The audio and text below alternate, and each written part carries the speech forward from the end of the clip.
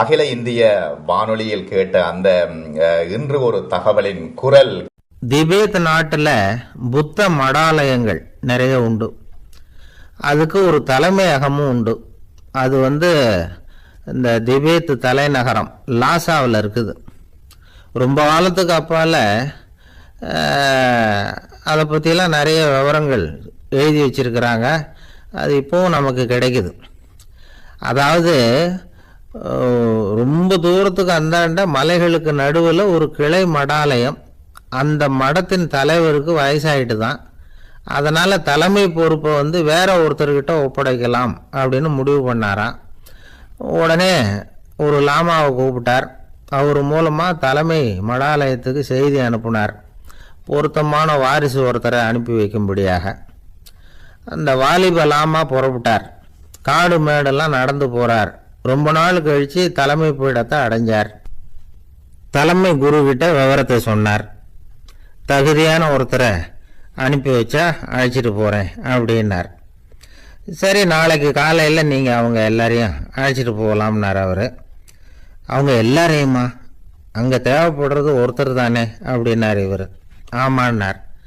அப்புறம் ஏன் எல்லாரையும் அழைச்சிட்டு போக சொல்கிறீங்கன்னார். அது இப்போ உனக்கு புரியாது. நான் ஒரு 100 பிக்குகளை அனுப்புகிறேன், அதாவது பிட்சுகளை. அவ்வளவு பேரையும் அங்கே வச்சு சமாளிக்க முடியாது அப்படின்னாரு இவர். இருந்தாலும் இப்போ அந்த தலைமை குரு என்ன சொன்னார்னா, அதை பற்றி கவலைப்படாத, நான் 100 பேரை அனுப்புகிறேன். அதில் 99 பேர் வழியிலேயே காணாமல் போடுவாங்க, ஒருத்தன் மட்டும்தான் வருவான். அவனும் அங்கே சேர்ந்துட்டானா நீ ரொம்ப கொடுத்து வச்சவன் அப்படின்னார். இவருக்கு ஒன்றும் புரியல. இருந்தாலும் மறுநாள் அந்த வாலிப லாமா 100 பேரை அழைச்சிக்கிட்டு புறப்பட்டார். போகிற வழியிலேயே பல பேர் அங்கங்கே பிச்சுக்கிட்டு போட்டாங்க. அவர் சொன்னது மாதிரியே வழியில் அவங்க ஊர்கள் இருந்தது தான் காரணம். அப்பா அம்மாவை பார்த்துட்டு வரேன் அப்படின்னு கொஞ்சம் பேர் போனாங்க. சொந்த பந்தத்தை பார்த்துட்டு வரேன் அப்படின்னு கொஞ்சம் பேர். ஒரு வாரம் ஆச்சு. இப்போ மிஞ்சினது 10 பேர் தான். வழியில் ஒரு நகரம். அங்கே சில பிஷுக்கள் சந்தித்தாங்க. எங்கள் மடத்து தலைவர் இறந்துட்டார், உங்களில் யாராவது ஒருத்தர் எங்களுக்கு தலைவராக முடியுமா அப்படின்னு கேட்டாங்க. 10 பேரும் தயார். அதில் ஒருத்தரை அழைச்சிட்டு அவங்க போயிட்டாங்க. இன்னொரு ஊரில் சில பேர் வந்தாங்க, வழி மறிச்சாங்க. நில்லுங்க, எங்கள் மன்னர் மகளுக்கு திருமணம், அதை நடத்தி வைக்க 3 லாமாக்கள் தேவை அப்படின்னாங்க. இப்படி கொஞ்சம் கொஞ்சமாக எல்லாரும் காலி. கடைசியில் 2 பேரும் மிஞ்சினாங்க. அங்கே ஒரு இளம்பெண் எதிரில் வந்தா. எங்கள் அப்பா வேட்டைக்கு போயிருக்கிறாரு, இன்னும் திரும்பி வரல. வீட்டில் வேறு யாரும் இல்லை, தனியாக இருக்க பயமாக இருக்குது, யாராவது ஒருத்தர் எனக்கு துணையாக இருக்கணும் அப்படின்னு கேட்டுக்கிட்டா. எங்கள் 2 பேரில் நீயே ஒருத்தரை தேர்ந்தெடுத்துக்கோ, இல்லைன்னா எங்களுக்குள்ளே சண்டை வந்துடும் அப்படின்னாங்க. இப்போ மிஞ்சினவர் ஒருத்தர். அவருக்கும் ஒரு சோதனை வந்தது. ஒரு தர்க்கவாதி எதிரில் வந்தான். உன்னோட வாதம் பண்ணணும்னா. இவனோட வாதம் பண்ணுறேன், அது முடிய ரொம்ப காலம் ஆகலாம். தர்க்கத்தில் நான் ஜெயிச்சா அங்கே வரேன், இல்லைன்னா இவருடைய சீடன் ஆகிடுவேன் அப்படின்னார் அவர்.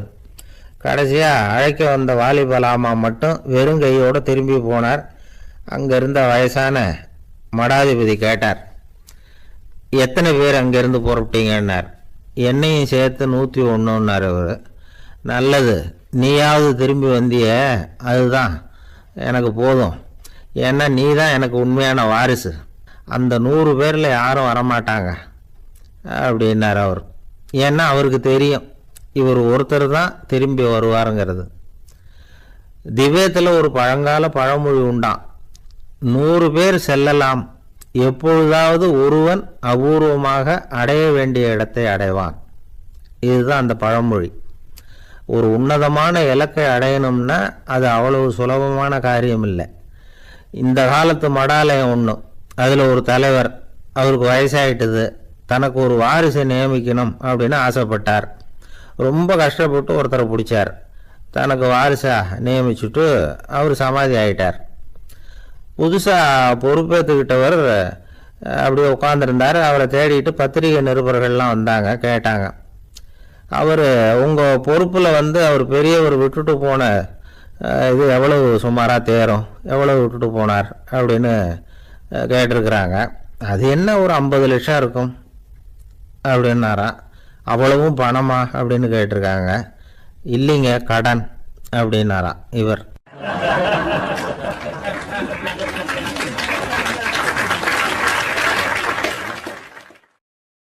ஒரு ஊர்ல ஒரு சித்தர் இருந்தார், சூஃபி சித்தர். அவர் ஞானம் பெற்ற ஒரு சித்தர். ஒரு நாள் அந்த நாட்டு மன்னன் அவரை பார்க்கறதுக்காக வந்தான். என்ன வேணும் உனக்குன்னு கேட்டார். நான் கடவுளை பார்க்கணும், அதுக்கு நீங்கள் தான் உதவி பண்ணணும் அப்படின்னா அவன். சித்தர் கொஞ்சம் யோசனை பண்ணார். சரி, போயிட்டு நாளைக்கு வாடினார். அதே மாதிரி மன்னன் போயிட்டு அடுத்த நாள் வந்தான். இங்கே நீ என்னோட ஒரு வாரம் தங்கியிருக்க வேண்டியிருக்கும்னார். சரின்னா ஒரு பிச்சை பாத்திரத்தை தூக்கி கையில் கொடுத்தார். அவனுக்கு ஒன்றும் புரியல, இருந்தாலும் வாங்கிட்டான். வாங்கிட்டு இதை என்ன செய்யணும் அப்படின்னு கேட்டான். இதை ஒன்றும் செய்ய வேணாம், இதை எடுத்துக்கிட்டு பக்கத்தில் உள்ள கிராமங்களுக்கு போ, வீடு வீடாக பிச்சை எடுத்துக்கிட்டு வா. அப்படி வந்த பிறகுதான் உனக்கு சாப்பாடும் ஓய்வும் கிடைக்கும். ஒரு வாரம் இப்படி செய், அதுக்கப்புறம் 8வது நாள் நாம் கடவுளை பற்றி யோசிக்கலாம் அப்படின்னார். இப்படி ஒரு சொன்னதை கேட்டதும் அந்த அரசனுக்கு அதிர்ச்சி ஆயிட்டது. ஒரு மாதிரி ஆயிட்டான். தன்னுடைய சொந்த நாட்டில் சொந்த குடிமக்கள் கிட்ட போய் பிச்சை எடுக்கிறதா அப்படின்னு யோசனை பண்ணி பார்த்தான். அதுக்கப்புறம் மெதுவா அவன் அந்த சித்தரை பார்த்தான். ஐயா, சொந்த நாட்டிலேயே பிச்சை எடுக்கிறதுன்னா எனக்கு ஒரு மாதிரியா இருக்கு, வெக்கமா இருக்கு. நான் வேணும்னா வெளி தேசத்தில் எங்கேயாவது போய் பிச்சை எடுக்கவா அப்படின்னு கேட்டான். இதுக்கு அந்த சித்தர் ஒரு சம்மதிக்கலை. இதை பாரு, உன்னால பிச்சை எடுக்க முடியலன்னா பேசாம திரும்பி அரண்மனைக்கே போயிடு. அதுக்கப்புறம் கடவுளை பத்தி எல்லாம் பேசுறதுக்கு என்னை தேடிட்டு வரக்கூடாது அப்படின்னு விட்டார். மன்னன் தயங்கினான். இருந்தாலும் மனசை சரி பண்ணிட்டு சம்மதிச்சான். சரிங்க, ஒரு வாரம் இங்க தங்குறேன், நீங்க சொல்றது மாதிரி பக்கத்து கிராமங்களுக்கு போறேன், வீடு வீடா பிச்சை எடுக்கிறேன், வர்றேன் அப்படின்னா.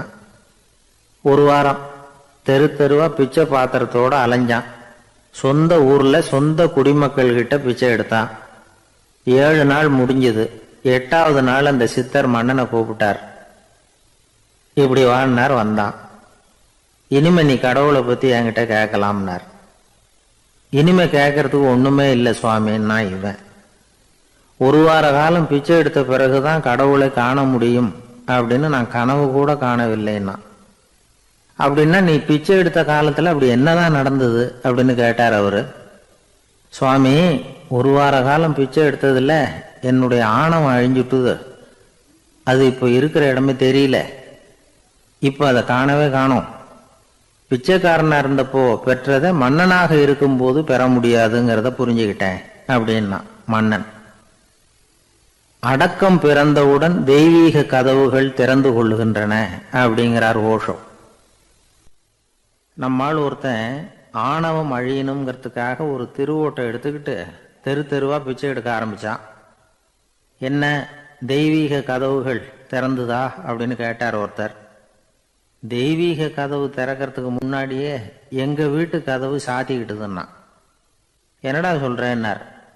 இனிமே வீட்டுக்குள்ளேயே வர வேணாம், இதையே தொழிலா வச்சுக்கோ அப்படின்னு எங்க வீட்டில் சொல்லிவிட்டாங்க சார் அப்படின்னா. இதே போல நான் சொன்னது மாதிரி முன்னாடி இவர் ஒரு இறைநேச செல்வர் ஒருத்தர் இருந்தார். ஒரு அம்மா வந்து எனக்கு அப்பா தண்ணி கொடுப்பா அப்படின்ட்டு படுக்கையில் இருந்த அம்மா. இவர் ஏதோ படிச்சுக்கிட்டு இருந்தவர், ஒரு சின்ன இளைஞர். உடனே ஓடி போய் ஒரு குவளையில் தண்ணி எடுத்துகிட்டு போய் அம்மாவுக்கு முன்னாடி நிற்கிறார். முன்ன அந்த அம்மா அதுக்குள்ளே தூங்கி போச்சு. இவர் அந்த தண்ணியை வச்சுக்கிட்டு அவர் பாட்டு நிற்கிறார். விடிஞ்சு போச்சு. விடிகிற சமயத்தில் அந்த அம்மா முடிச்சு பார்க்குது, பையன் தண்ணியோட கையில் வச்சுக்கிட்டு நிற்கிறார். ஏம்மா, என்னப்பா நீ ராத்திரி பூரா தண்ணியோடு நின்றுட்டு இருக்கிறியா எனக்கா அப்படின்னு. அப்பா அந்த அவர் சொன்னாராம். ஆமாம்மா, ராத்திரி தண்ணி தாகமாக இருக்குன்னு கேட்டீங்க, உடனே தண்ணி கொண்டு வந்துட்டேன். ஓடி வந்து பார்க்கும்பொழுது நீங்கள் தூங்கிக்கிட்டு இருந்தீங்க. தூங்கிட்டு இருக்கும்பொழுது உங்களை எழுப்ப வேண்டாம், தூக்கத்தை கெடுக்க வேண்டாம்னு நான் நினச்சேன். அதனால் எழுப்பலை. தூக்கம் முழிக்கிற சமயத்தில் உடனே தாகமாக இருக்கும், தண்ணி குடிக்கணும்னு ஆசைப்படுவீங்க, அதனால் தண்ணியை பக்கத்துலேயே வச்சுக்கிட்டு நிற்கிறேன் அப்படின்னு அந்த இளைஞர் சொன்னாராம். அப்படியே கட்டி பிடிச்சிட்டு நீ பிற்காலத்தில் பெரிய அறிஞராக வருவேன்னு சொல்லி அந்த அம்மா வரணும்னு சொல்லி இறைவனை வேண்டாங்களாம். அவர் தான் இஸ்லாமிய மார்க்கத்தில், தீன் மார்க்கத்தில் பெரிய ஆளானது. அதாவது ஷர்புதீன் யாஹ்யான்னு ஒருத்தர், அவர் பெரிய இஸ்லாமிய பேரறிஞராக வந்தார். இப்படி அம்மா பேரில் பாசமாக உள்ளவங்கள்லாம் இருந்தாங்க நிறையா. அப்படி அந்த குடும்பத்தில் அந்த பாசம் நேசம் எவ்வளவு இருக்கோ அவ்வளவுக்கு அவர்கள் உயர்வார்கள்ங்கிறது தான் நம்முடைய பெரிய இதெல்லாம் பெரியவங்கள்லாம் சொல்லியிருக்கிறது. அதுதான் இருக்கிற எல்லாருக்கும் வணக்கம். நான் இப்பொழுது தான் முதல் தடவையாக இந்தியாவை விட்டு வெளியில் வந்திருக்கிறேன்.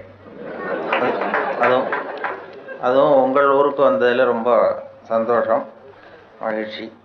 என்னை பற்றி ரொம்ப பெருமையாக பல வார்த்தைகள்லாம் சொன்னார்.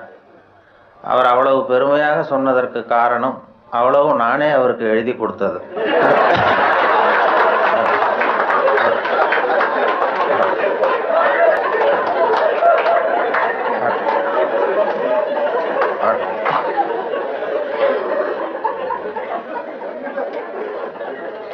இவ்வளவு விவரமாக அவர் சொல்லுவார் என்று தெரிந்தால் இன்னும் கூட எழுதி கொடுத்திருப்பேன்.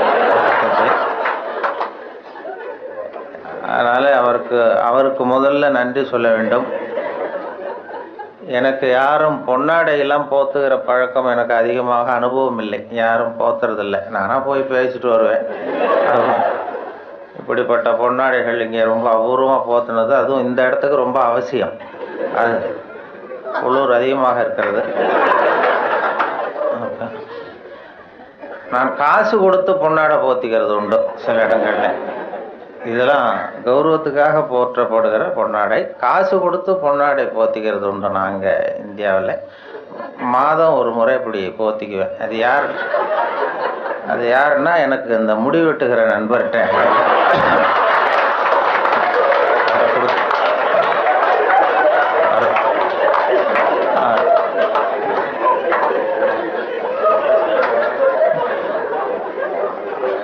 அப்படி போத்தி கொள்வது வழக்கம். அப்படிங்கிறத அவர் புரிந்து கொண்டிருப்பார்னு நினைக்கிறேன்.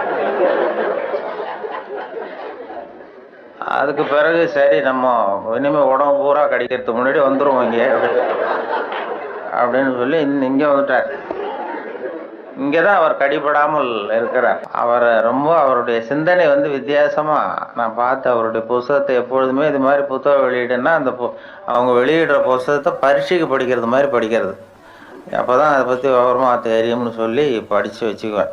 அவர் புத்தகம் அது மாதிரி ஆரம்பத்தில் சொன்னது மாதிரி செய்திகளை கவிதையாக்கி இருக்கிறார்னு சொன்னாங்களே, அது செய்திகளை கூட கவிதையாக்கலை, செய்திகள் ஏற்படுத்தின உணர்வுகளை அவர் கவிதையாக்கியிருக்கிறார்.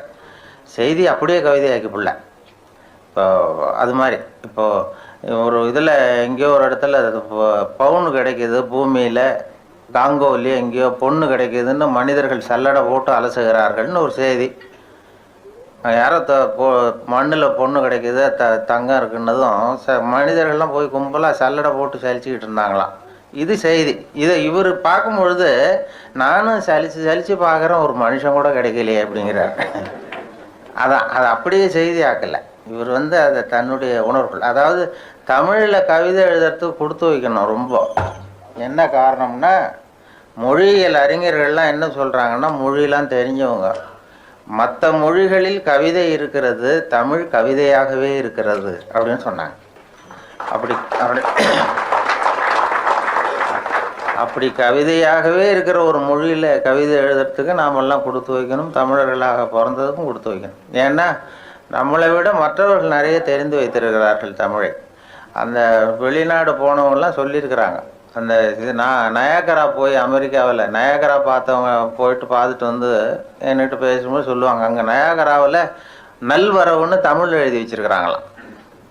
அவங்க போய் கேட்டிருக்கிறாங்க, எதுக்கு இந்த ஊரில் தமிழ் எழுதி வச்சுருக்கிறீங்களேன்னா, உலகத்திலே பெரிய அருவி இது, அதே மாதிரி உலகத்திலேயே பெரிய மொழி தமிழ், அதனால் எழுதி வச்சுருக்குறோம் அப்படின்னு சொன்னாங்க. அவங்களுக்கு தெரியுது. ஆனால் நம்ம ஊரில் இங்கிலீஷில் தான் எழுதி வைக்கிறோம் நம்ம. அது ஏன்னா அது இருக்கட்டும், இருந்துட்டு போட்டோம் அப்படின்னு. ஆனால் அப்படி எழுதினா தான் கௌரவமாக பார்க்குறாங்க. அதனால் அப்படி எழுத வேண்டியிருக்கு வெளியூரில். அதே மாதிரி சில நாடுகளில், ஜப்பானில் ஒரு பல்கலைக்கழகத்தில் மோட்டோ அதுதான் யாதும் ஊரே யாவரும் கேளிருங்கிறது தான் அவங்களுடைய கொள்கையாக. அதை அப்படியே எழுதி வச்சுருக்கிறாங்களா, யாதும் ஊரே யாவரும் கேளிர்னு. அதை விட சர்வேயர்னு ஒரு விண்கலம் அனுப்புனாங்க செவ்வாய் கிரகத்துக்கு. சர்வேயர் செவ்வாய் கிரகத்தில் மனுஷன் இருப்பானா இல்லையான்னு சோதனை கண்டுபிடிக்கிறதுக்கு இங்கேருந்து அமெரிக்காவிலேருந்து நாசாவிலேருந்து விண்கலம் போச்சு. அப்போ என்னன்னா அங்கே மனிதர்கள் நம்ம விட முன்னேறியவர்கள், நாகரிகத்தில் பெரியவங்கள்லாம் இருப்பாங்கன்னு ஒரு சந்தேகம் அவங்களுக்கு. அப்படி இருந்தால் அவங்க எந்த மொழியில் பேசுவாங்க, அவங்களுக்கு எந்த மொழி புரிஞ்சிருக்கும் அப்படிங்கிறது ஒரு யூகத்தில் சில பதிவு செய்யப்பட்ட பேச்சுக்களை இங்கேருந்து அனுப்பினாங்க. இதில் ஏதாவது ஒரு மொழி புரிஞ்சுக்கிட்டு அவன் ஏதாவது பதில் சிக்னல் வரும், அங்கே இருக்கிறவங்க நம்ம விட மேலே முன்னேறியவர்களாக இருப்பாங்கன்னு சொல்லி அப்படி சர்வேயரில் இங்கேருந்து விஞ்ஞானிகள், நாசா விஞ்ஞானிகள் பதிவு செய்த அனுப்பிய மொழிகளில் தமிழும் ஒன்று. ஏன்னா இது புரிந்தவர்கள் அங்கே யாராவது இருப்பாங்கன்னு அவங்களே எதிர்பார்த்தாங்க. ஏன்னா அவ்வளோ பழமையான மொழிங்கிறதுனால. அதே மாதிரி இயேசுவனுடைய வழிபாட்டு கொள்கைகள், 10 கட்டளைகள் அந்த ஒலிவ மலையில் 10 மொழிகளில் கல்வெட்டு மலையில் பொறிக்கப்பட்டிருக்கு. அதில் தமிழ் மொழியிலும் பொறித்திருக்கிறார்கள். இப்படிலாம் கேள்விப்படும்பொழுது அது பொறிக்க வேண்டிய இடத்துல நம்ம ஊரில் பொறிக்கலையேங்கிறது தான் கவலை. அப்படி நிறைய கேள்விப்படுகிறோம் அதை பற்றி. அப்படிப்பட்ட தமிழில் கவிதை எழுதுகிறதுக்கு அவர் கொடுத்து வச்சிருக்கிறார். அவருக்கும் அதை அவங்க அம்மையார் சொன்னாங்க, அவங்க எல்லாருடைய வெற்றிக்கும் ஒரு காரணம் பின்னாடி ஒரு பெண்மணி தான் பின்னாடி இருப்பாங்கன்னா அவருடைய வெற்றிக்கு அவருடைய மனைவி தான் காரணம் அப்படின்னு சொன்னாங்க. அது வாஸ்தவம்தான். நான் என்னுடைய வெற்றிக்கு கூட என்னுடைய மனைவி தான் காரணம். ஏன்னா நான் முக்கியமான விஷயம் எழுதும் பொழுதெல்லாம் அவங்க பிறந்த வீட்டுக்கு போயிடுவாங்க.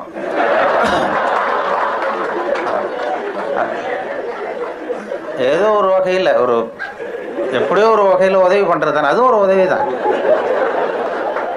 அதாமல் செய்யாமல் செய்கிற உதவி.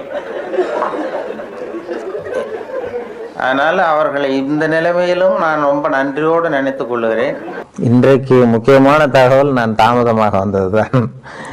இருந்தாலும் இந்த இன்று ஒரு தகவல் என்கிற நிகழ்ச்சி வானொலியில் 14 ஆண்டுகள் சென்னை வானொலியில் ஒலிபரப்பானது, இடைவிடாமல் நாள்தோறும் 14 ஆண்டுகள் தொடர்ந்து ஒலிபரப்பானதுக்கு காரணம் என்னை வேறு எந்த நிலையத்துக்கும் மாற்றாமல் இருந்தது தான் காரணம்.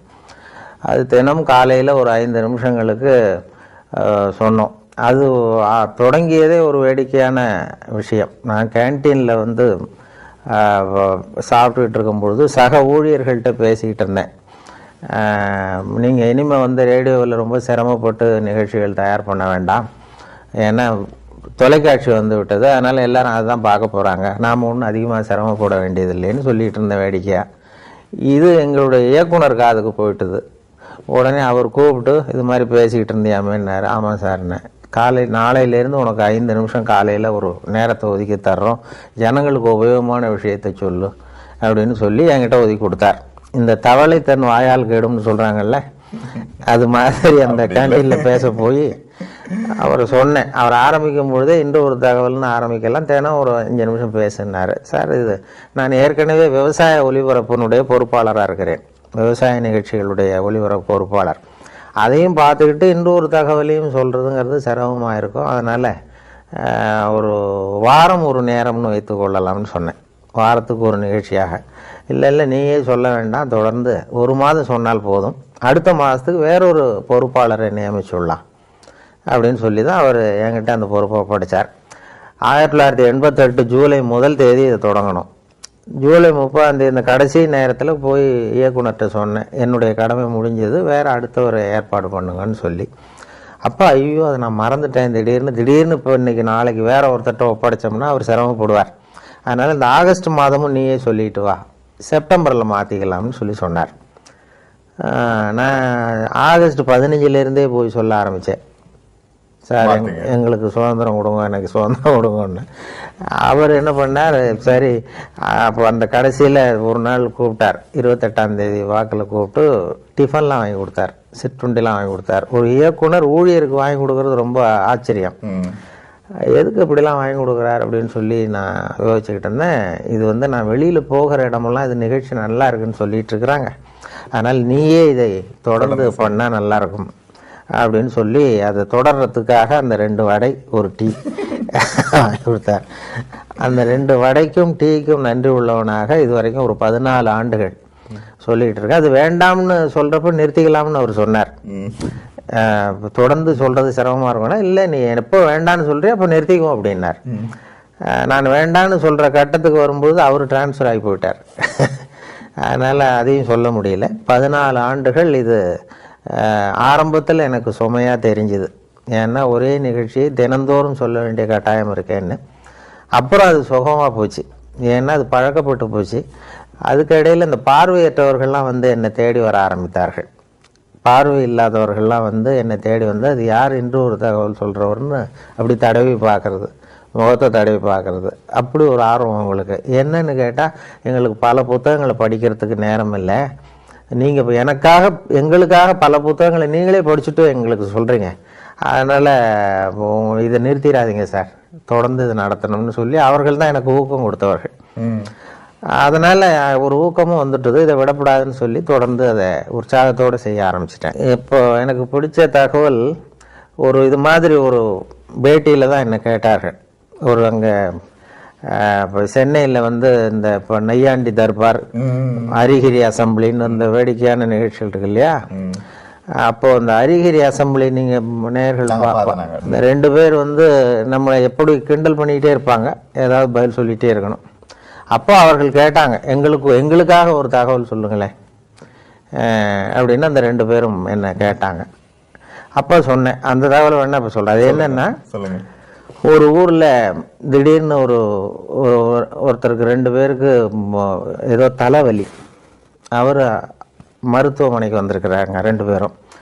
டாக்டர் எங்களுக்கு வந்து தலை வலிக்குது, என்னென்னு பாருங்க அப்படின்னு சொல்லி கேட்டாங்க. டாக்டர் சோதனை பண்ணி பார்த்ததும் மூளையில் கோளாறு இருக்குது, அதனால் அதை பிரித்து எடுத்து சரியாக மறுபடியும் சரி பண்ணி பொருத்தணும், அதனால் உங்கள் 2 பேரும் இங்கே அட்மிட் பண்ணுறேன்னு சொல்லி அங்கேயே படுக்க வச்சு அந்த 2 பேருடைய தலையை திறந்து மூளையை தனியாக எடுத்து கொண்டு போயிட்டார், லேபரேட்டரி கொண்டு போனார், பரிசோதனை சாலை கொண்டு போய் அதில் சிகிச்சையெல்லாம் பண்ணி மறுபடியும் கொண்டு வந்து இதில் பொருத்திடுறேன்னு எடுத்துகிட்டு போயிட்டார்.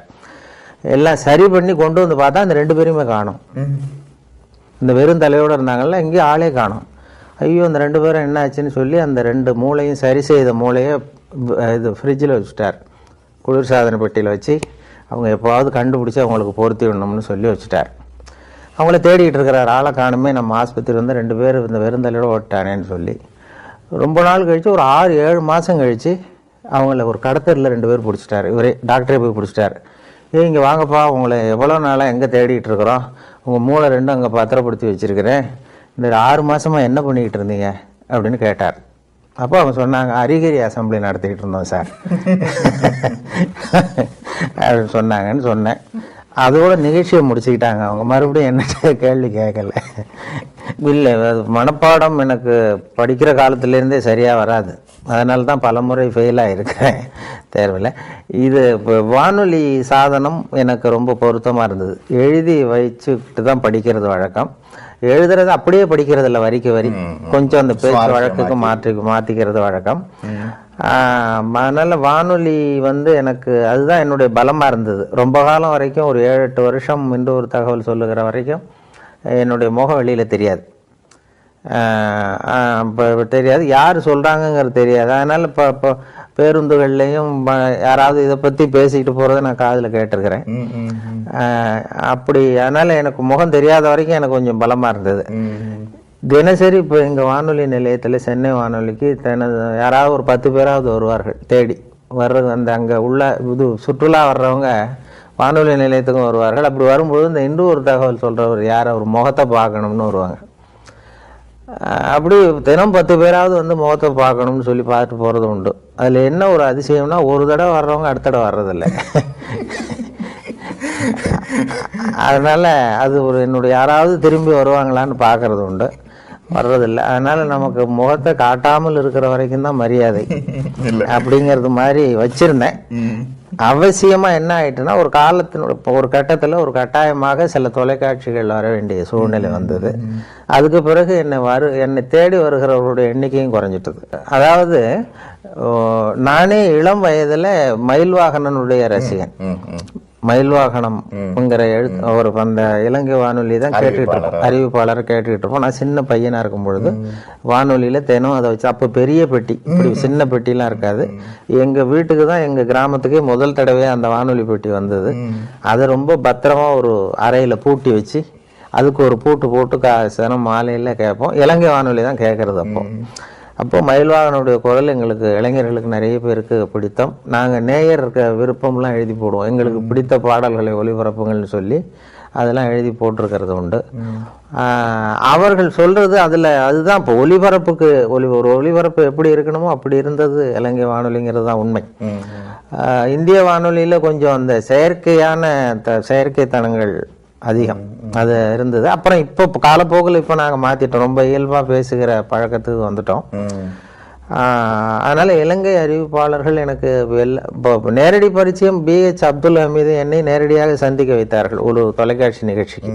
முதல் மரியாதைன்னு ஒரு நிகழ்ச்சி தொடங்கி அந்த இந்திய தொலைக்காட்சியில் என்னையும் BH அப்துல் ஹமீதையும் சந்தித்து 1 மணி நேர நிகழ்ச்சி 2 பேரையும் உரையாட வைத்து எடுத்தார்கள். அப்போது இது போன்ற கருத்துக்களை பரிமாறிக்கிட்டோம். அதனால் இலங்கை வானொலி அறிவிப்புங்கிறது ரொம்ப இயல்பானதுங்கிறது உண்மை. இப்போ எங்களுக்கு என்னென்னா அந்த இப்போ வானொலியில் 3 விதமாக குரலை பயன்படுத்தி சொல்லி பயிற்சி கொடுத்துருக்கிறார்கள். வானொலியில் குரலை மட்டுமே உபயோகப்படுத்துகிறவர்கள் 3 விதமாக பண்ணலாம்னு சொல்லி, அதாவது ஒன்று அறிவிப்பு, விவரிப்பு, நடிப்புன்னு சொல்கிறது. அனௌன்ஸ்மெண்ட், ஆக்டிங், நடுவில் நேரேஷன் அப்படின்னு சொல்லி பிரித்து கொடுத்துருக்குறாங்க. அறிவிப்புன்னு வரும்பொழுது ஒன்றை அறிவிக்கும் பொழுது என்னுடைய அபிப்பிராயம் என்னங்கிறது தெரியக்கூடாது. ஒரு அறிவிப்பாளருடைய தகப்பனார் அமைச்சர்னு வைங்களேன், அந்த அமைச்சர் அன்று காலையில் கொல்லப்பட்டிருக்கிறார்னு வச்சுக்கோங்க, சுட்டு கொல்லப்பட்டார். அந்த செய்தியை அந்த அமைச்சருடைய மகன் அறிவிப்பாளராக இருந்து வாசிக்கிறார். அவர் அழக்கூடாது. அதாவது சுட்டு கொல்லப்பட்டு தன்னுடைய தந்தைங்கிற உணர்வு ஒரு முகத்தில் தெரியக்கூடாது.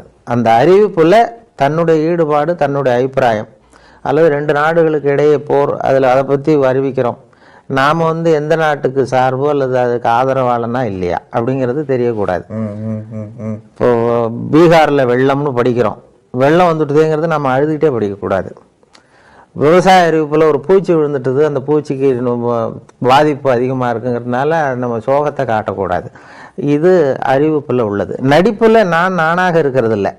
கம்ப்ளீட்டாக நான் வீரபாண்டிய கட்டபொம்மன்னா அது கட்டபொம்மனாகவே மாறிடுறோம். இது 2க்கும் இடைப்பட்டது விவரிப்புங்கிற இதில் கொண்டு வராங்க. விவரிப்பு என்னென்னா இப்போ கிரிக்கெட் கமெண்ட்ரி, அப்போ லேசாக உற்சாகத்தை காட்டலாம் ஒரு உற்சாகமான நேரங்களில். அல்லது ஒரு பெரிய தலைவர் இறந்துட்டார், அதுக்கு நேர்முக வர்ணனை கொடுக்குறோம். இப்போ நான் எம்ஜிஆர் இறந்தபொழுது நான் நேரடி வர்ணனை கொடுத்தேன். அந்த கடைசியாக அந்த அடக்கம் பண்ணுகிற இடத்துல நான் இருந்தேன். அது மாதிரி வர்ணனை கொடுக்கும்பொழுது கொஞ்சம் அந்த சோகமும் இழையோடணும், அதில் நம்முடைய உணர்வையும் காட்டணும் இல்லையா. சுத்தமாக அறிவிப்பு மாதிரி எனக்கு அதுக்கு சம்பந்தம் இல்லைங்கிறது மாதிரி இருக்கக்கூடாது. அதனால 3 வகையை பிரித்து இந்த குரலை வெளிப்படுத்தும்படியாக எங்களுக்கு பயிற்சி கொடுத்தார்கள். அதனுடைய விளைவு தான் என்னென்னா, பல இடங்களில் நாங்கள் எங்களுக்கு சம்பந்தம் இல்லாத மாதிரியே சொல்ல ஆரம்பித்தோம். அதுதான் நீங்கள் கேட்ட கேள்வி. அதனால் இப்போ இலங்கை வானொலியில் அப்படி இல்லை, அந்த இது மாதிரியான பிரிவு இல்லை. உற்சாகமாக நீங்கள் என்ன நினைக்கிறீர்களோ உற்சாகமாக சொல்லலாம். அதுதான் கேட்பதற்கும் சுவாரஸ்யமாக இருக்கும்.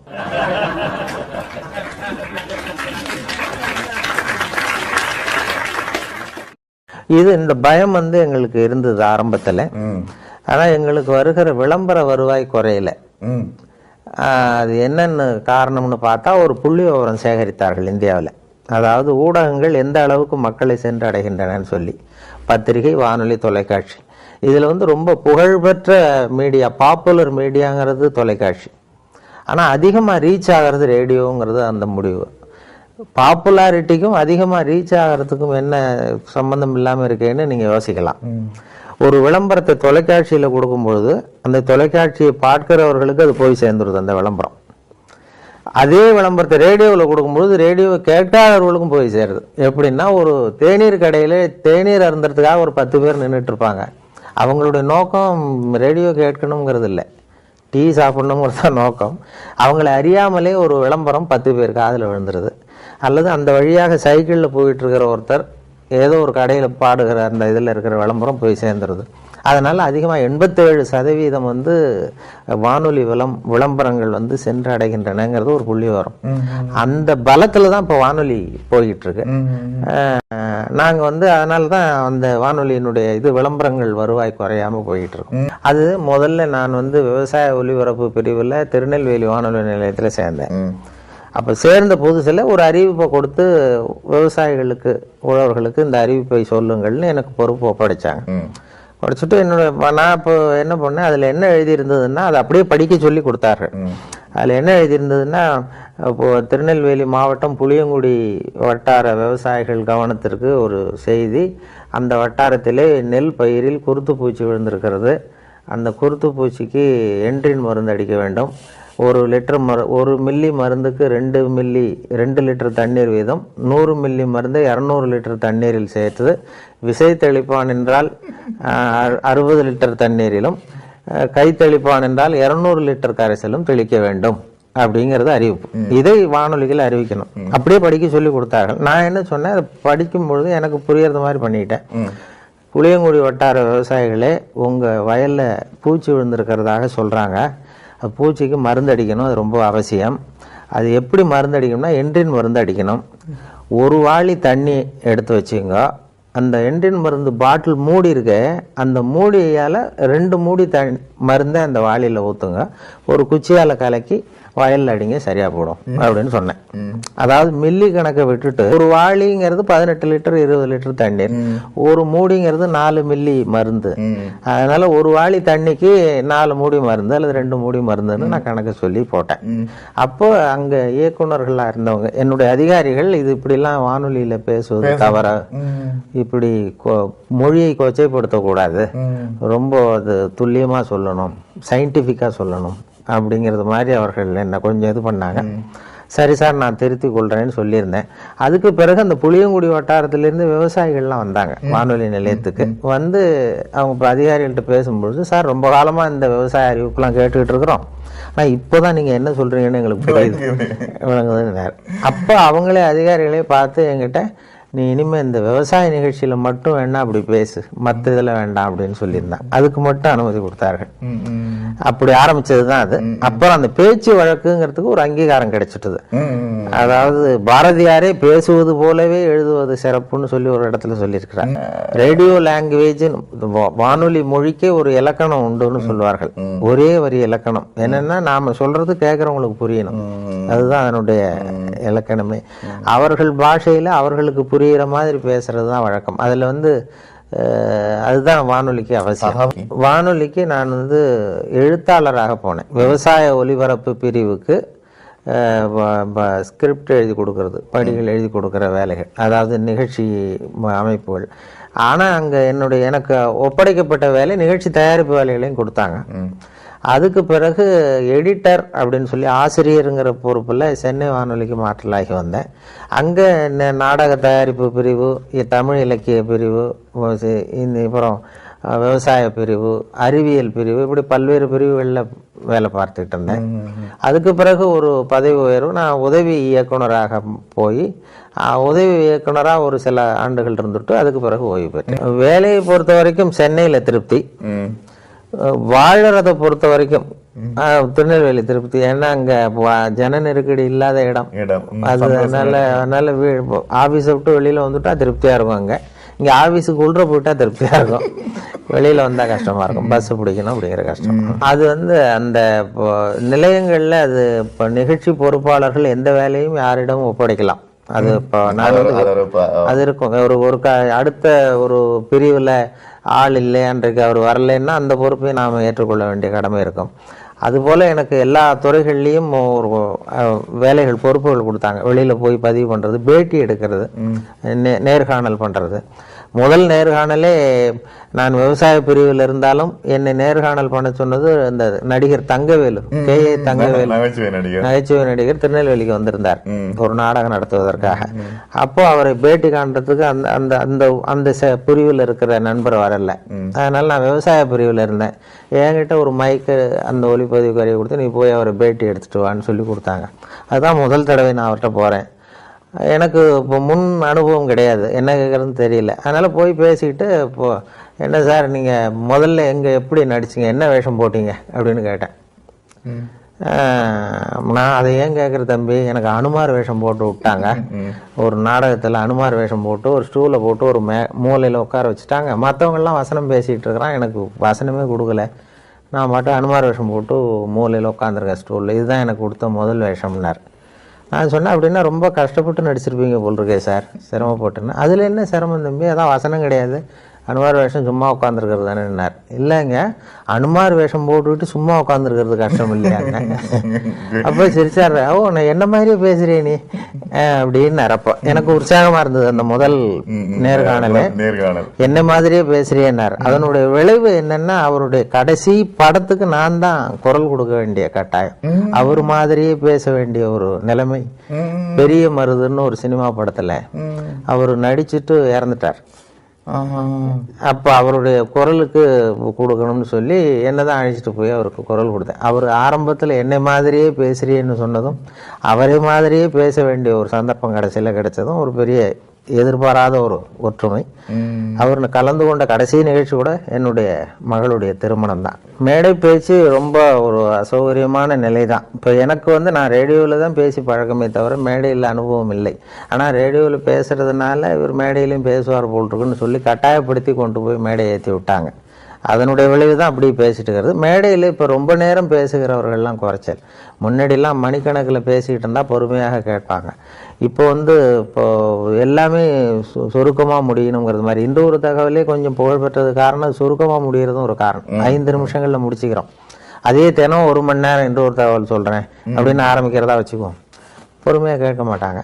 அதனால் மேடை பேச்சுங்கிறது இப்போ ரொம்ப நேரம் பொறுமையாக உட்கார்ந்துருக்கிற மனோபாவம் இல்லை.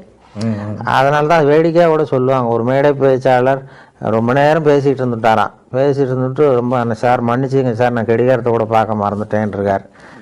கேட்டுக்கிட்டு இருந்தவர் சொன்னாராம், ஏன் கடிகாரத்தை தான் பார்க்க மறந்தேன், பின்னாடி மாட்டிருக்கிற கேலண்டரையாவது பார்க்கக்கூடாதான் அப்படின்னாராம். அப்படின்னா வாரக்கணக்கில் பேசிகிட்டு இருக்கிறான்னு அர்த்தம். அப்படி அந்த பொறுமை இழந்த எல்லாம் அவசர யுகம். அதனால எதையும் சுருக்கமாக தெளிவாக சொல்லுவது முக்கியங்கிற நிலைமை வந்துட்டது. அதனால மேடை பேச்சுக்கு வரவேற்பு இருக்கு தமிழகத்திலையும். சரி, அதிக நேரம் காத்துக்கிட்டு இருக்கிறதுக்கு மக்கள் தயாராக இல்லை. அரசியல் இல்லை. இளம் வயதில் எனக்கு அந்த சில பொது உடைமை கட்சிகள் ஈடுபாடு இருந்தது மாணவ பருவத்தில். அதன் பிறகு இதுவரைக்கும் எந்த கட்சியிலுமே இதுவரைக்கும் ஈடுபட்டதில்லை. நான் கொஞ்ச காலம் படித்து முடிச்சுட்டு விவசாய அதிகாரியாக 3 வருஷம் இருந்தேன். அதுக்கு பிறகு உள்ளூர் பஞ்சாயத்து போர்டு பிரசிடெண்ட்டாக இருந்தேன்.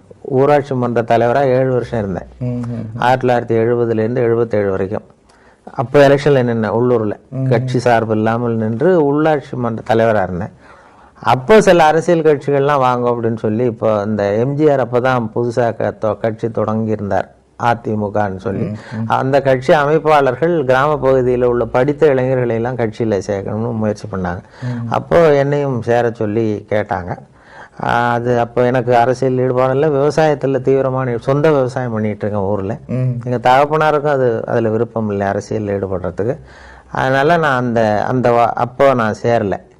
இப்போ ஒரு நிகழ்ச்சி பத்திரிகையில் கேட்டாங்க, இது ஏன் சார் அப்போ நீங்கள் சேர்ந்துருந்தா இன்னைக்கு ஒரு பெரிய மந்திரி ஆயிருக்கலாமே அப்படின்னு ஒருத்தர் கேட்டார். மந்திரியும் ஆயிருக்கலாம், அதுக்கப்புறம் ஜெயிலுக்கும் போயிருக்கலாம், அந்த அளவுக்கு வந்திருப்பேன் அப்படின்னு சொல்லி.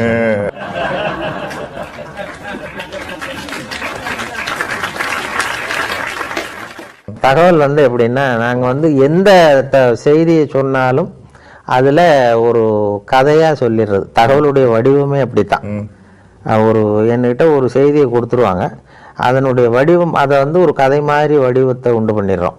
இப்போ உதாரணத்துக்கு, இப்போ மக்கள் தொகை அதிகமாக போயிட்டுது, பாப்புலேஷன் எக்ஸ்ப்ளோஷன் அப்படின்னு இருக்கு, அதை பண்ணுவாங்க. அல்லது இப்போ அந்த சர்வதேச சகிப்புத்தன்மை ஆண்டுன்னு வந்தது, அதாவது இன்டர்நேஷனல் இயர் ஆஃப் டாலரன்ஸ் அப்படின்னா 1995வது வருஷம். நாடுகளுக்கு இடையே சகிப்புத்தன்மை வேண்டும், மனிதர்களுக்கு இடையே சகிப்புத்தன்மை வேண்டும்னு. அப்போ என்னுடைய இயக்குனர் கூப்பிட்டு, இன்னைக்கு சர்வதேச சகிப்புத்தன்மை ஆண்டினுடைய நாள், அதனால அதை பத்தி ஏதாவது இன்று ஒரு தகவல் சொல்லு அப்படின்னு சொன்னார். சகிப்புத்தன்மையை வலியுறுத்துறது மாதிரி சொல்லணும். இவ்வளவு காலம் இந்த ஒரு தகவல் கேட்டுட்டு இருக்கிறதே ஒரு சகிப்புத்தன்மை வளர்த்துருக்குமே சார் அப்படின்னு சொன்னேன். இல்லை அது இல்லை, இன்றைக்கு ஏதாவது சிறப்பாக ஏதாவது சொல்லு அப்படின்னார். அப்போ ஒரு கதை மாதிரி பண்ணிடும். அதாவது சகிப்புத்தன்மை ஆண்டுங்கிற அந்த செய்தியே நடுவில் ஏதாவது ஒரு இடத்துல சொல்லிட்டு ஒரு கதையை உண்டு பண்ணிடுறது. நான் உண்டு பண்ண கதை என்னன்னா, ஒரு டாக்டர் ரூமில் இருக்கார், வெளியில வரிசையா பெஞ்சு போட்டிருக்கு, அதுல 40 பேர் உட்காந்துருக்குறாங்க. 40 பேர் வாயில 40 தெர்மாமீட்டர் இருக்கு. 40 பேர் சட்டையை கட்டி சுருட்டி வச்சிருக்கிறான் பக்கத்துல. 40 பேர் வரிசையா டாக்டரை பாக்குறதுக்காக தெர்மாமீட்டரோட உட்காந்துருக்காங்க. அதே தெருவில் ஒருத்தன் கேலண்டர் மாட்டுறதுக்கு ஆணி அடிச்சிருக்கான், விரல்ல பட்டு போச்சு சுத்தியல். சரி நம்ம தெரு டாக்டர் தானேன்னு ஓடி வந்திருக்கான். அந்த நர்ஸ் என்ன சொல்லி 41வது ஆளா உட்கார் அப்படின்னு. இல்லம்மா விரல் தானேன்னு இருக்கான். அதெல்லாம் இங்க ரூல்னா ரூல் தான், உட்கார்ந்தான். சட்டையை கட்டுன்னு இருக்கு, மறுபடியும் விரல காட்டியிருக்கான். அதெல்லாம் கிடையாது, நீ சட்டையை கட்டு எல்லாரையும் பாருன்னு கட்டி வச்சுட்டான். வாயை திறந்தான், ஒரு தெர்மாமீட்டரை வச்சுட்டு ஓடி போயிடுச்சு. தெர்மாமீட்டர் வச்சுக்கிட்டே விரலை பார்த்துட்டு உட்காந்துருக்கான். இதுக்கு போய் எதுக்கு தெர்மாமீட்டர் வைக்கிறாங்க? அவன் விரலும் நசுங்கிருக்கான்னு பார்த்தா அதெல்லாம் நல்லா இருக்கு. எதுக்கு வந்தேன்னு கேட்கணும்னு பார்க்குறான், வாயை திறக்க முடியல. இது கேட்கறது அதே மாதிரி 40 பேரும் பேசுறதுக்கு தயாரா இருக்கான், 40 கதையோட உட்காந்துருக்கிறான். ஆனா அவங்களால வாயை திறக்க முடியல. தெர்மாமீட்டர் இருக்கு, கண்ணு செவந்திருக்கு, பலூன் மாதிரி உப்பி இருக்கு வாய். அப்படியே சகிச்சுட்டு உட்காந்துருக்கான். ஒரு 15 நிமிஷம் கழிச்சு நர்ஸ் ஓடி வந்து எல்லா தெர்மாமீட்டரையும் எடுத்து அவங்களுக்கு டெம்பரேச்சர், அதனுடைய வெப்பநிலை என்ன, உங்கள் பேர் என்னன்னு குறித்து ரிஜிஸ்டரில் பதிவு பண்ணிட்டு டாக்டர் ரூமுக்கு ஓடி போச்சு. தெர்மாமீட்டர் எடுத்த பிறகு இவன் பேச ஆரம்பித்தான். இந்த 41வது ஆள் விரல் நசுக்கன், உலகம் ரொம்ப கெட்டு போச்சுப்பா, எதுக்கு தெர்மாமீட்டர் வச்சு பார்க்கறதுன்னு இது விவசாயம் இல்லாமல் போச்சு. ஒரு டாக்டர் மேலேயே எனக்கு சந்தேகமாக இருக்குது, இதுக்கு போய் தெர்மாமீட்டர் வச்சு பார்க்குறாரு, இது ரொம்ப அக்கிரமம் அநியாயம் அப்படின்னு கத்துறான். இதுக்கு முந்தின ஆள் இருக்கான 40வது ஆள், அவன் அட்வைஸ் பண்ணுறான், அறிவுரை. சார் இது வந்து சர்வதேச சகிப்புத்தன்மை ஆண்டு. இப்போதான் விஷயம் மெசேஜ் சொல்கிறோம், சர்வதேச சகிப்புத்தன்மை ஆண்டுன்னு இன்னைக்கு கொண்டாடுறோம். இது மாதிரி இடத்துல தான் நாம் சகிப்புத்தன்மையை வளர்த்துக்கணும். இப்படிலாம் அதிக பிரசங்கத்தனமாக கத்தப்படாது, மரியாதையாக உட்கார் அப்படின்றான். அப்படி சொன்னது அவனுக்கு ரொம்ப கோவம் வந்துட்டுது. நீ இவ்வளோ புத்தி சொல்றியடா, நீ எதுக்கு வந்த அப்படின்னு. நான் தபால் கொடுக்க வந்தவையா, தினம் அப்படி வருவேன், சட்டையை கேட்ட சொல்லுவாங்க, டெம்பரேச்சர் வச்சு பார்ப்பாங்க, மறுபடியும் சட்டையை மாட்டி நான் மட்டும் தபாலை கொடுத்துட்டு போகிறேன். இப்போ என்ன கெட்டு போச்சு இதில்? எல்லாரும் சகிப்புத்தன்மையை வளர்த்துங்கப்பா அப்படின்னு சொல்லிட்டு போனா அப்படின்னு சொல்லிடுவோம். இதுதான் தகவல் வடிவம்.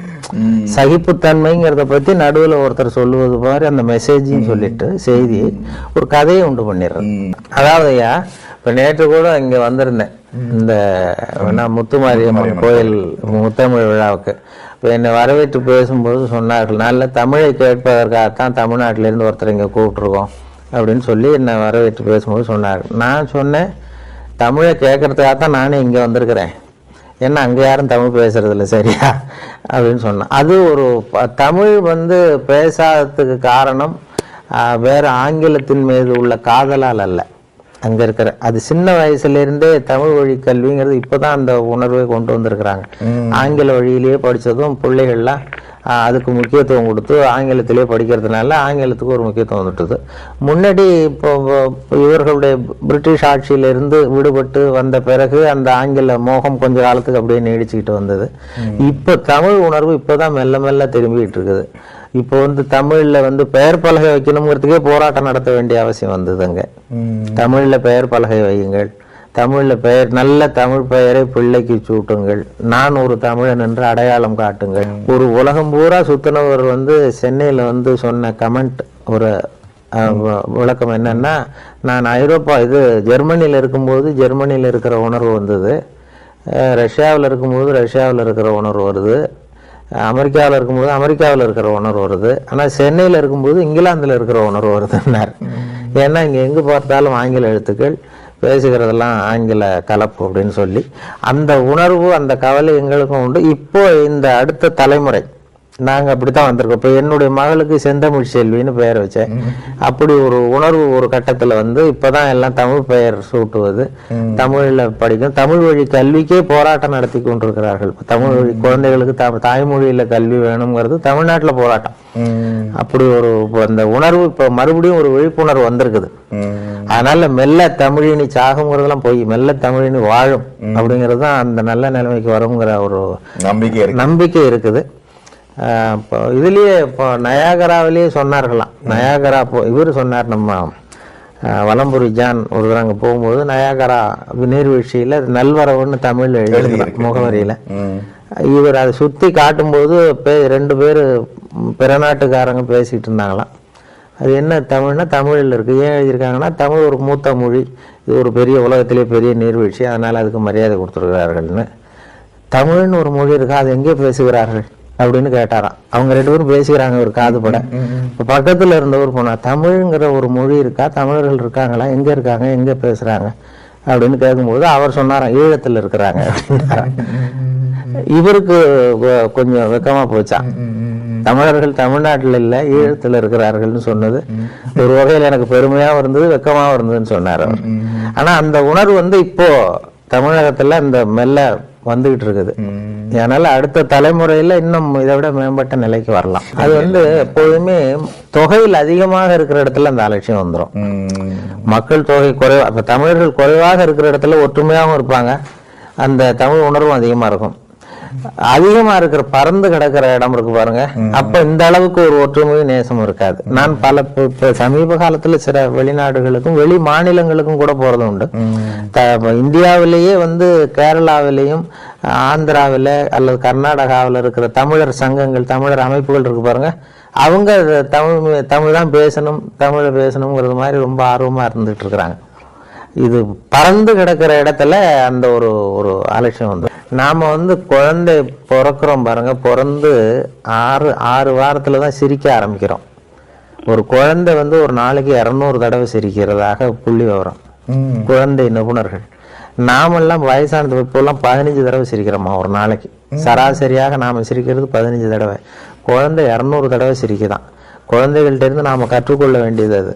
அந்த குழந்தை தன்மை வந்து இருந்ததுன்னா, குழந்தை தனம் தான் இருக்கக்கூடாது. 200 தடவை சிரிச்சுக்கிட்டே இருந்தால் ஒரு மனுஷன் அவனுக்கு ஹார்ட் அட்டாக்கே வராது அப்படிங்கிறது மருத்துவ உண்மை. அந்த சிரிப்பு தன்மை, இயல்பு தன்மை குறைஞ்சதுனால தான் அப்படி. சின்ன வயசுலேயே அவங்க சொன்னது மாதிரி அந்த துப்பாக்கி பொம்மையே பண்ணக்கூடாது.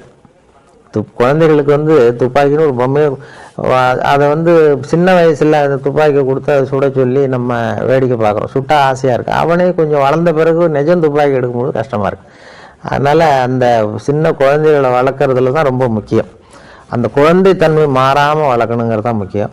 அந்த 200 தடவை சிரிக்கிற தன்மை, அதாவது மனிதனுடைய இயல்பு தன்மையே சிரிப்பு தான். சிரிப்பு வந்து சிறைப்பட்டிருக்கு. இப்போ எப்படின்னா, காலங்காலமாக ஒரு முதலாளிக்கு முன்னாடி தொழிலாளி சிரிச்சா மரியாதை குறைச்சல், கணவனுக்கு முன்னாடி மனைவி சிரிச்சா மரியாதை குறைச்சல், ஒரு அதிகாரிக்கு முன்னாடி பியூனு சிரிச்சா மரியாதை குறைச்சல், கடைநிலை ஊழியர் சிரிச்சா, இப்படி சொல்லி சிரிப்பு ஏதோ பாவகரமான செயலுங்கிறது மாதிரி பண்ணி அது இப்போ சிறைப்பட்டிருக்கு நம்ம ஊர். இப்போ சிரிக்கிறது கூட ஏதாவது மரியாதை குறைஞ்சிருமோன்னு நினைக்கிற அளவுக்கு வந்துட்டோம்.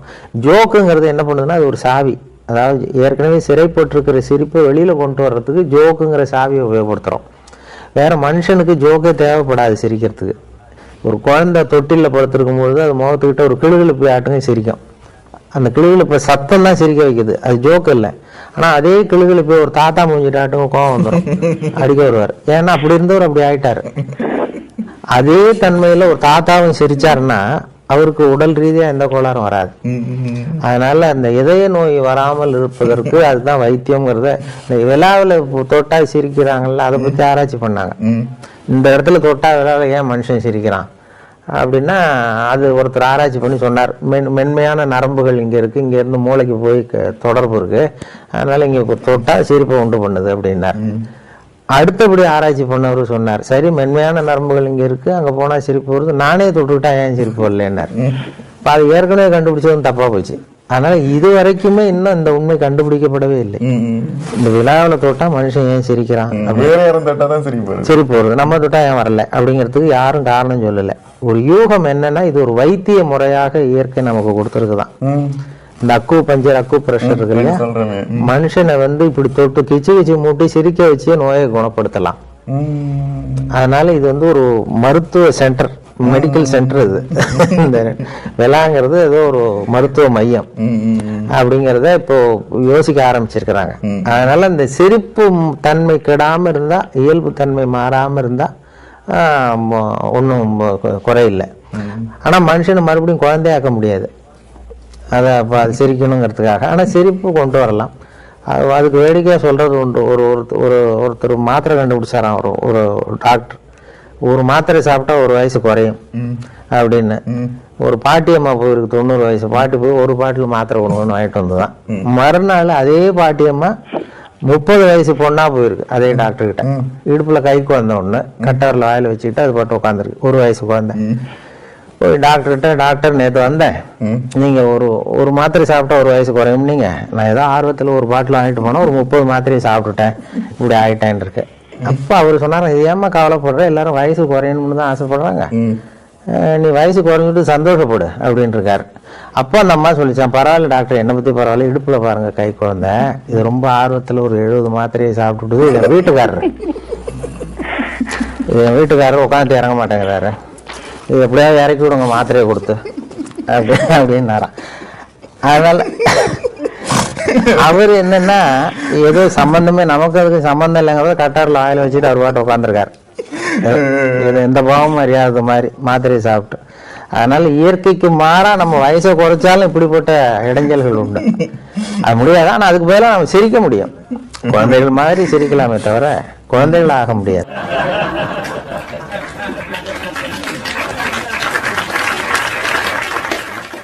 குழந்தைகளுக்கு அப்பப்போ அங்க சென்னையில சில நிகழ்ச்சிகள்ல கலந்துக்கிறது உண்டு. அவங்களுக்கு அவங்களுடைய இதுல பேசுறது உண்டு. குழந்தைகள் மழலையர் பள்ளியில எல்லாம் போய் அவங்களுக்கு நல்ல கருத்துக்களை சொல்லணும்னு சொல்லுவேன். புத்தகம்னு இது வரைக்கும் எழுதல. சில தகவல்கள் குழந்தை சம்பந்தப்பட்டது ஏதோ சொன்ன ஞாபகம் ஏதோ சொல்லியிருக்கிறோம் அந்தந்த குழந்தைகள் நாள்ல. மழலையர் பள்ளியில பேசுறது எனக்கு எப்போதுமே பேசுறதுல அடையாளம் கண்டுபிடிப்பேன். சின்ன குழந்தைகள் அந்த வயசு, நான் பேசும்போது மேடையில எதிரில் உட்காந்துருக்கிறவங்க என்ன வயசுன்னு தான் பாக்குறது. சின்ன மழலையர்கள்னா அவங்களுக்கு எவ்வளவு நேரம் பேசணும்னு நீங்க சொன்னது மாதிரி ரொம்ப நேரம் பேச முடியாது, எப்போ முடிச்சுக்கணுங்கிறது தெரியும். அவங்க நடந்துக்கிற செயல்லையே என்ன பண்ணுவாங்கன்னா தரையை கீறுவாங்க. பேசும்போதே ஒரு கட்டத்துல தரையை கீறுவாங்கல்ல, பக்கத்துல இருக்கிற குழந்தைய குத்துறது, வம்பு வளர்க்கறது, இப்படி பண்ணா அவங்களுக்கு போதும்னு அர்த்தம். அதே மாதிரி கொஞ்சம் பள்ளிக்கூடத்து பசங்கன்னா ஏதாவது கோட்டாக விடுவான். கல்லூரி மாணவர்கள்லாம் விசில் அடிப்பாங்க யாராவது ஒருத்தர், போதும்னு அடையாளம். எனக்கு ரொம்ப பிடிச்சது இந்த வயசானவங்க இருக்கிறாங்கல்ல, சீனியர் சிட்டிசன்ஸ் பென்ஷனர் அசோசியேஷன், ரொம்ப 60-70 வயசுக்கு மேலே சில அமைப்புகள் இருக்கு. அதில் தான் நான் பாட்டுக்கு பொறுமையாக பேசுவேன். அவங்களும் பொறுமையாக எவ்வளோ நேரம் பேசினாலும் அசையாமல் கேட்டுக்கிட்டு இருப்பாங்க. என்ன காரணம்? காது கேட்காது. அதாவது கதை வடிவம்ங்கிறது ஒரு நல்ல வடிவம். சொல்றத ஒரு கதை மாதிரி சொன்னா அது சின்ன குழந்தைகள்லேருந்து பெரியவங்களுக்கு வரைக்கும் அதுல ஒரு இது இருக்கு. இப்போ சாதாரண விஷயத்தையும் உங்ககிட்ட சொல்றேன், அது சொல்றதுக்கு முன்னாடி அந்த விஷயம் என்ன தெரியுமா அப்படின்னு ஒரு கேள்வி கேட்கறேன்னா அப்புறம் அப்படின்னு உங்களுக்கு தோணும். அது அந்த அந்த விநியோக முறை இருக்கு, அது ஒரு நல்லது. குழந்தை அது அந்த கதை வடிவம்ங்கிறது அன்னைக்கு என்ன ஆச்சு தெரியுமா அப்படின்னு சொல்லிடுறீங்க. சும்மா ஒரு கேள்வி போட்டுறீங்க, நேரடியாக அன்னைக்கு என்ன ஆச்சுங்கிறத சொல்றதுக்கு முன்னாடி அன்னைக்கு என்ன ஆயிட்டுது தெரியுமோ அப்படின்னதும் என்ன ஆச்சு அப்படிம்பாங்க. அந்த ஆர்வத்தை தூண்டுகிற மாதிரி இருக்கணுங்கிறது தான் கதை வடிவத்தில். ஒரு ஒரு சார் இதுலயே ஒரு கண்காட்சி சாலையிலேயே ஒருத்தர் நோட்டீஸ் கொடுத்துக்கிட்டே இருந்தார். வர்றவங்க எல்லாம் வாங்கி வாங்கி தூக்கி போட்டு போவாங்க. நம்மளா தானே செய்வோம். அந்த சில கண்காட்சியில அந்த நோட்டீஸ் வழியில கொடுக்குறாங்க பாருங்க, அது வாங்கி வாங்கி பாருக்கு வாங்கி தூக்கி போட்டோம். அவரே என்ன பண்ணாராம், அதை சுருட்டி கொடுத்தாராம். பிரிச்சு பார்க்க ஆரம்பிச்சாங்களாம். சும்மா கொடுக்கும்போது தூக்கி போட்டாங்க, அதே நோட்டீஸ் அப்படி சுருட்டி கசை கொடுக்கும்போது பிரிச்சு என்னதான் இருக்குன்னு பார்த்துட்டு அப்புறம் கீழே போட்டாங்களாம். அது நாம கொடுக்க வேண்டிய முறை அப்படி கொஞ்சம் கொஞ்சம் அப்படி சுருக்கி கொடுக்கறது மாதிரி தான் அது கதை வடிவம். வானொலியில பேசுறதுக்கு சொல்றது தெளிவா பேசணுங்கிறது ஒண்ணு, கேட்கறவங்களுக்கு புரியணுங்கிறது ஒண்ணு, தேவையில்லாம வளர்த்தக்கூடாது. அதுதான் இது பண்ணிருக்கிறாங்க. சென்னை வானொலி தொடங்கி, அதுக்கு ஒரு உதாரணம் சொல்றேனே, சென்னை வானொலி தொடங்கி 6வது நாள் பேராசிரியர் கல்கி பேசினார். கல்கி அவர் பேசணும் தமிழில் சிறுகதை அப்படிங்கிறது தலைப்பு. அதுக்கு அவர் சொல்லியிருக்கிற பதில் இப்போ நம்ம நண்பருடைய கேள்விக்கு பதிலா இருக்கும். எப்படி ஒருத்தர் எழுதணும் அல்லது பேசணுங்கிறது இப்போ சொல்லியிருக்காரு. அதுதான் சொன்ன அந்த சிறுகதைங்கிறதுல சிறுன்னு இருக்கு, கதைன்னு 2 வார்த்தை இருக்கு. அதுதான் சிறுகதை. கதைன்னா கதை அம்சம் இருக்கணும். ஒரே ஒரு ஊர்ல அப்படின்னு ஆரம்பிச்சா சரி அப்புறம் என்ன அப்படின்னு கேட்க தோணும். அப்படி ஒவ்வொரு வரையும் இருக்கணும் அதுல கதை. சிறுன்னா தேவைக்கு அதிகமா பெருசா போகக்கூடாது, சிறுசா இருக்கணும். தேவைக்கு அதிகமா வார்த்தைகளை உபயோகப்படுத்தாது அப்படின்னு சொல்றாங்க. சிறுங்கத்தை அவர் ஒரு உதாரணம் கொடுத்திருந்தார். எப்படின்னா, ஒரு நாள் காஞ்சிபுரம் உபய வேதாந்த தேசிகர் தம் வீட்டு வேலைக்காரன் குப்பனை கூப்பிட்டு, அடை குப்பா, நீ உடனே ஸ்ரீபெரும்புதூர் ஓடி போய் திருவேங்கடாச்சாரியிடம் திருக்குழந்தையிலிருந்து இங்கே வந்திருக்கிற திருநாராயண ஐயங்கார் சுவாமிகள் திருக்கோயில் ஆராதனைக்கு திருத்துழா எடுத்து திரும்புகையில் திருக்குளத்தில் திருப்பாசி வழுக்கி விழவே திருவடி தவறி விழுந்தார் என்று சொல்லிவிட்டு வா அப்படின்னு சொல்றாரு. வேலைக்காரன் குப்பன்ட்ட சொல்லிவிட்டு, என்னப்பா புரிஞ்சுக்கிட்டேன் நான் சொன்னதான்? புரிஞ்சுக்கிட்டேன் சாமின்னு இருக்கான் வேலைக்காரன். கரெக்டா போய் சொல்லுவியா? வைஷ்ணவ பரிபாஷை புரியுதான்னு பாக்குறேன். நான் சொன்னதை போய் அவர்கிட்ட சொல்லுவேன். சொல்லிடுறேன் சாமின்ற. என்ன சொல்லுவேன்? ஒன்னும் இல்லை, கும்போணத்தாசாமி குட்டையில வந்தான்னு சொல்லணும், அவ்வளவுதானே. சொல்லிடுறேன்றான். இதுதான் சிறுகதை எழுத்தாளருக்கும் அறிவிப்பாளருக்கும் இருக்க வேண்டிய தகுதியா. நான் முன்னாடி சொன்னேன், அதை இவ்வளவு சுருக்கம் சொல்லணும். 3 தாசாமி குட்டல் ஒன்று. அது மாதிரி தேவையில்லாமல் வளர்த்தக்கூடாது, தெளிவா இருக்கணுங்கிறதான். சித்தர்களுக்கும் நமக்கும் அதுதான் வித்தியாசம். சித்தர்கள் குழப்பமா பேசி தெளிவுபடுத்துவார்கள். அதே மாதிரி பேச்சாளர்கள் தெளிவா பேசி குழப்பறவங்க ஒரு குரூப் இருக்கு. அது மாதிரி இருக்கக்கூடாது. நாம் தெளிவா இருக்கணும், தெளிவா பேசணும். ஒரு சித்தருக்கு அறிவிப்பாளராக உட்கார வச்சிடறோம்னு வைங்களேன். என்ன நிலைமை அப்படின்னா, இப்பொழுது நேரம் சரியாக அப்படின்னு சொல்லி நாம சொல்லிடுவோம். இப்போது நாம் நேரம் சரியாக 10 மணி 22 நிமிஷம்னா ஒரு அறிவிப்பாளர் நான் சொல்லிடுவேன். எனக்கு பதிலா ஒரு சித்தரை கொண்டு உட்கார வச்சுங்கன்னா அவர் என்ன சொல்வார் தெரியுமா? இப்பொழுது நேரம் சரியாக 3:30 பெருக்கி 15 வகுத்து பாதியை நீக்கி விட்டு பாருங்கள் புரியும் அப்படின்னார். இப்ப நீங்க கணக்கு போடணும். 3:30 பேருக்கு சொன்னார் அப்படின்னா 3 9 90, 15 வகுப்பு சொன்னார், 15 6 96, பாதியை நீக்க சொன்னார். 6ல் பாதியை நீக்கினா 3. இதுதான் ஆரம்பத்திலேயே சொல்லியிருக்காரு. 3 தான் ஆரம்பிச்சிருக்காரு, கடைசியிலேயே 3ல் தான் முடிக்கிறார். அப்படி சுத்தி வளைச்சு சொல்லக்கூடாது. இதுதான் அறிவிப்பாளருக்கான தகுதி. நண்பர் கேட்டதுக்கு பயிற்சி தான். பேசுவதற்கு நல்ல பேச்சு பயிற்சி, நல்ல சத்தம் போட்டு படிச்சு பழகணும். தேவையில்லாமல் வளர்த்தக்கூடாதுங்கிறது தான் முக்கியம். நான் படித்தது விவசாய படிப்புங்க, பிஎஸ்சி அக்ரிகல்ச்சர். அதனால விவசாய ஒலிபரப்புத்துறைக்குன்னு ஆள் கேட்டாங்க வானொலியில். அது சுலபமாக கிடைச்சது. விவசாயம் படித்தவராக இருக்கணும், விவசாயத்தில் அனுபவம் உள்ளவராக இருக்கணும்னு கேட்டாங்க. இன்டர்வியூலையும் அந்த நேர்காணல்லையும் விவசாயமே பண்ணிட்டு இருக்கிற, அதை பற்றி சொல்கிற உத்தியோகத்துக்கு எதுக்கு வந்தேன்னு கேட்டாங்க. ஏற்கனவே விவசாயம் செய்து கொண்டிருக்கிறேன், நீ விவசாயத்தை பற்றி சொல்லுகிற உத்தியோகத்துக்கு எதுக்கு வந்தேன்? நான் சொன்னேன், விவசாயம் செய்வதை விட சொல்லுவது சுலபம் சார், அதனால வந்தேன் அப்படின்னு. சரி, இப்படி சுலபமாக காலம் தள்ளுற ஆள் தான் வேணும்னு நினைச்சாங்களே, சுலபமாக கிடைச்சிது அந்த இது. பேச்சு திறமைங்கிறது வானொலிக்கு சேர்ந்த பிறகு அப்படி கொஞ்சம் பழக்கத்தில், எந்த திறமையும் பழக்கத்தில் வந்துடும். அதனால அப்படி பழக்கத்தில் வளர்த்து கொண்டது தான். அதனால அப்படி வந்தது தான். எதிர்பாராமல் தான், ஒன்றும் திட்டம் போட்டு எதையும் செய்யலை. நான் படிக்கணும்னு நினைச்சேன், டாக்டராக படிக்கணும்னு நினைச்சேன். ஆனால் எங்கள் வீட்டில் கட்டாயமாக விவசாய படிப்பு ஏற்றுட்டாங்க. டாக்டர் ஆகலைங்கிற வருத்தம் எனக்கு உண்டு. இருந்தாலும் ஒரு பக்கம் சந்தோஷம், இன்னைக்கு நிறைய பேர் உயிரோடு இருக்கிறதுக்கு நாம தான் காரணம். ஒரு கால் டாக்டர் ஆகிருந்தா நம்மளால எத்தனையோ பேர் உயிர் தியாகம் பண்ண வேண்டிய அவசியம் ஏற்பட்டிருக்கலாம். அப்படி ஒரு திருப்தி அடைய வேண்டியதுதான். இப்போ எனக்கு வானொலியில் வேலை கிடைச்சி, உனக்கு சின்ன வயசுலேயே உனக்கு ரேடியோவில் வேலை கிடைக்கும்னு சொன்னார் எங்கள் ஊரில் பெரியவர் ஒருத்தர். எப்படியா அப்படின்னு தீர்க்க தரிசனம்னா, இல்லை சின்ன வயசுலேயே நீ பொய்ய கூட நிஜ மாதிரி சொல்லுவேன், அப்படி உனக்கு ரேடியோவில் வேலை கிடைக்கும்னு சொல்லி கிண்டல் பண்ணுறது உண்டு. ஆனால் இப்போ வானொலியில் பொய் சொல்லுவதில்லை, உண்மையை மறைக்கிறது உண்டு. ஏன்னா ஒரு கலவரம், 2 ஜாதி கலவரம்னா எந்த ஜாதிங்கிற உண்மையை மறைக்கணும், அது சமூக நோக்கத்தோட. அப்படி செய்ய போய் என்னுடைய விளைவு என்னாச்சுன்னா, கடவுள்கிட்ட போய் புகார் பண்ணாங்களாம். பூலோகத்துல நிறைய பேர் பொய் சொல்றான், உன்னோட நீ படைத்த மனிதர்கள் அப்படின்னு கடவுள்கிட்ட புகார் சொன்னாங்க. உடனே கடவுள் சொன்னார், என்னை யாரும் ஏமாற்ற முடியாது, இங்க பாரு ஒரு பெரிய பிரம்மாண்டமான சுவர் அப்படின்னு காட்டினார். அங்க லட்சக்கணக்கான பல்பு சொல்லியிருக்கு, எலக்ட்ரிக் பல்பு, மின்சார பல்புகள். கடவுள் சொல்றார், புகார் சொன்னவன்ட்ட, யாரு பூலோகத்துல எந்த ஏரியாவில் எவ்வளவு பொய் சொன்னாலும் உடனே விளக்கு எரியும். எந்த விளக்கு எவ்வளவு எரியுது, எந்த ஏரியாவில் எரியுதுன்னு பார்த்து நான் யார் அவன் பொய் சொல்றான்னு கண்டுபிடிச்சிருவேன், என்னை யாரும் ஏமாற்ற முடியாதுன்னு கடவுள் சொல்றார். இப்படி சொல்லிட்டு இருக்கும்போது எல்லா விளக்கும் எரிஞ்சுதான். உடனே அவர் புகார் பண்ணவர் சொல்லியிருக்கிறார், ஏன் சார் ஒரு லைட்டு எல்லாம் எரியுது, ஏதாவது ஒயரிங் இது கோளாறு இருக்குமோ என்னன்னு கேட்டிருக்காரு. அப்போ கடவுள் சொன்னாராம், இல்லை இல்லை இப்படிதான் எரியும் கொஞ்ச நேரம், ஏன்னா இப்போ ரேடியோவில் இன்று ஒரு தகவல் போய்கிட்டு இருக்கு, ஒரு 5 நிமிஷத்துல சரியாயிடும் அப்படின்னாரா. அதே போல 5 நிமிஷத்துல அது சரியாயிட்டதாக சொன்னார்.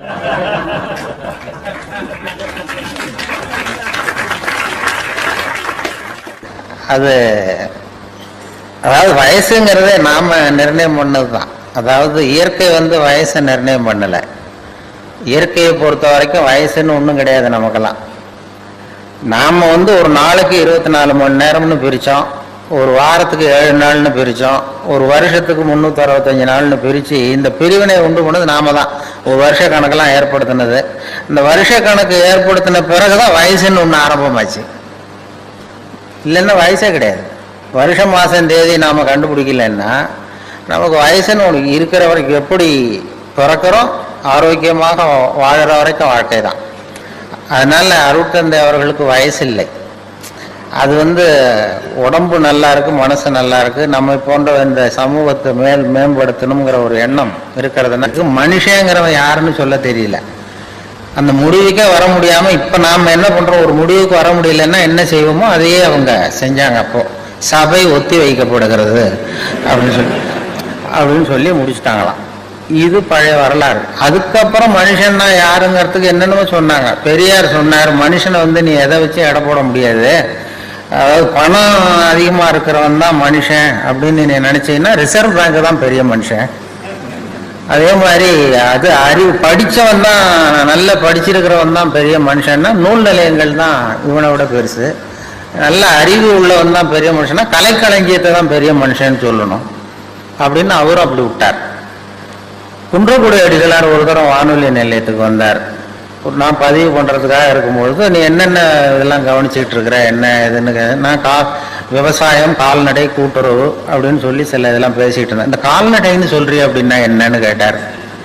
கால்நடைன்னா ஆடு, மாடு, கோழி இதெல்லாம் கால்நடை அப்படின்னா, எதுக்கு அதை போய் கால்நடைன்னு சொல்றீங்க அப்படின்னாரு. அதெல்லாம் காலால் நடக்குது சார், அதனால கால்நடைன்னு சொல்கிறோம் அப்படின்னு.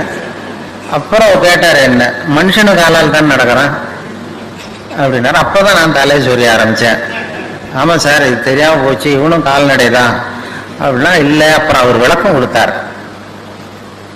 காலால் மட்டுமே நடக்கக்கூடியவைகள் கால்நடைகள், மனதாலும் நடக்கக்கூடியவன் மனிதன் அப்படின்னார் அவர்.